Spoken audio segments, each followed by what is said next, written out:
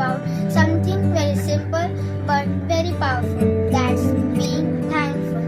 During Holy Week, we remember the love of Jesus Christ. He gave his life for us. And what does he ask from us? A loving and thankful heart. Sometimes we compare about what we do not have, toys, marks, or some problems, but we forget about how much we all. മൂല്യമാണ് പങ്കിടൽ അഥവാ sharing. ഒരു ക്രിസ്ത്യാനിയുടെ ജീവിതത്തിൽ മഹത്തമായ ഒരു മൂല്യമാണിത്. പരസ്പരം സ്നേഹിക്കുവാനും മറ്റുള്ളവരെ സഹായിക്കുവാനുമാണ് വിശുദ്ധ വേദപുസ്തകം നമ്മെ പഠിപ്പിക്കുന്നത്. നാം നമ്മുടെ സമയം, ധനം, ഭക്ഷണം, അറിവ് എന്നിവ പങ്കിടുമ്പോൾ ദൈവസ്നേഹമാണ് ഇതിലൂടെ പ്രകടമാകുന്നത്. പ്രാർത്ഥനയോടൊപ്പം ദാനധർമ്മങ്ങളും നമ്മുടെ ജീവിതത്തിൽ അത്യാവശ്യമാണ്. എബ്രായർ 13:16 എന്നിപ്രകാരം പറയുന്നു, നന്മ ചെയ്യുവാനും കൂട്ടായ്മ കാണിക്കുവാനും മറക്കരുത്. The power and meaning of the cross. Friends, when we look at the cross, we often seeing a piece of jewelry, a symbol on the building, or a work of art. But in history, the cross was an instrument of immense pain, shame, and death. So, why do we hold it in such high regard today? The cross is the ultimate symbol of unconditional love. It is the story of God meeting humanity in the darkest hour. ത്രിയേക ദൈവത്തിന് സ്തുതി. ഈ നോയമ്പുകാലത്തിലൂടെ കടന്നു പോകുന്നതായ നമ്മൾ എന്തു ചെയ്യുന്നു അത് മറ്റുള്ളവരെ കാണിക്കാൻ വേണ്ടി ആകരുത്. മനുഷ്യർ അംഗീകരിച്ചില്ല എങ്കിലും ദൈവം കാണുന്നുണ്ട്. പ്രതിഫലം പ്രതീക്ഷിക്കാതെ ദൈവത്തിനായി സകലം ചെയ്യുവാൻ നമുക്ക് കഴിയട്ടെ. ദൈവവചനം പറയുന്നത് നോക്കൂ. കൊലോസ്യർ 3:23-24 വാക്യങ്ങളിൽ മനുഷ്യർക്കെന്നല്ല. Greetings to everyone. My name is Fabia Robbie. I am going to talk on the topic Love That Never Gives Up. Holy Week is not just a story. It's a powerful reminder of a love that never gives up, the love of Jesus Christ. Imagine this. He was hurt, rejected and nailed to the cross. Yet in his deepest pain, he chose to love. He chose to forgive.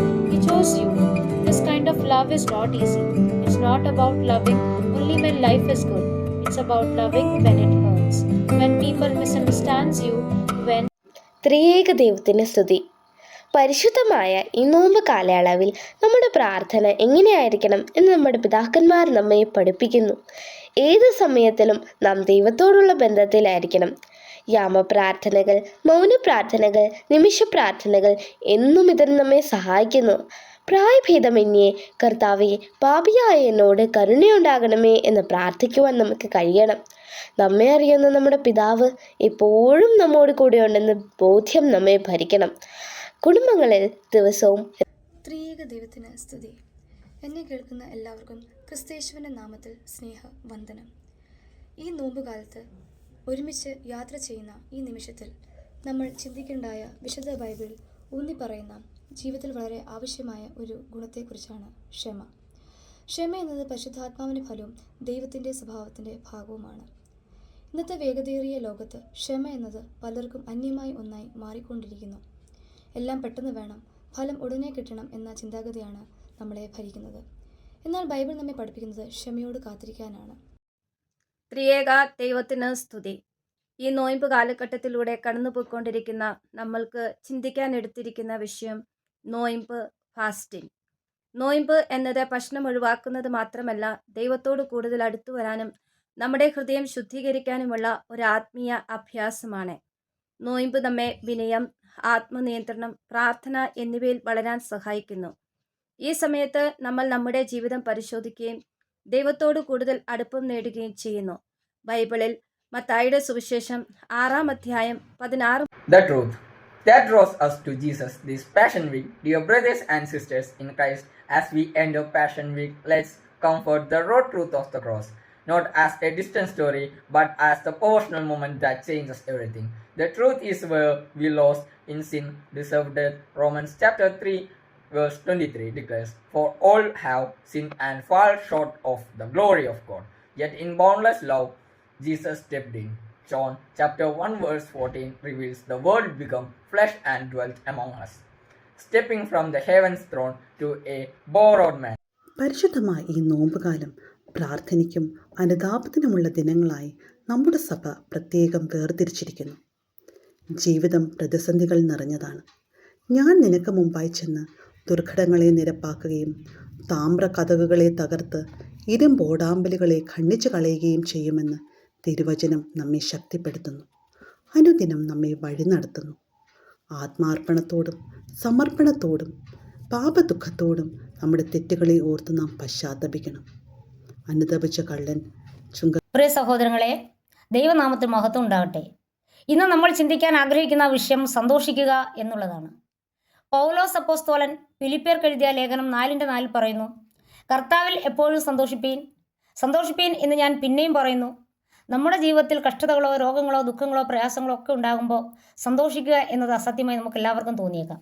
എന്നാൽ Bible നമ്മോട് പറയുന്നത് സാഹചര്യങ്ങളിൽ സന്തോഷിപ്പാനല്ല, മറിച്ച് കർത്താവിൽ സന്തോഷിപ്പാൻ ആണ്. ഈ സന്തോഷം ലോകം തരുന്ന സന്തോഷം പോലെയല്ല. ഇത് കർത്താവിലുള്ള വിശ്വാസത്താൽ I am the resurrection and life. The one who believes in me will live even though they die. John chapter 11 verses 25. Greetings in the name of Jesus.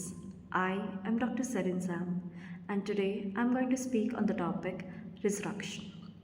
Resurrection is the message of hope, renewal and victory over darkness. It reminds us no matter how difficult our life gets, there is always a new beginning. Through faith, we rise stronger as Jesus rose from the death. It teaches us that not every fall is the end, but a chance to rise higher. The pain, the struggle teaches us to move forward. So let us carry this hope in our heart and live all the day of our lives with a new beginning in the name of Jesus. Amen.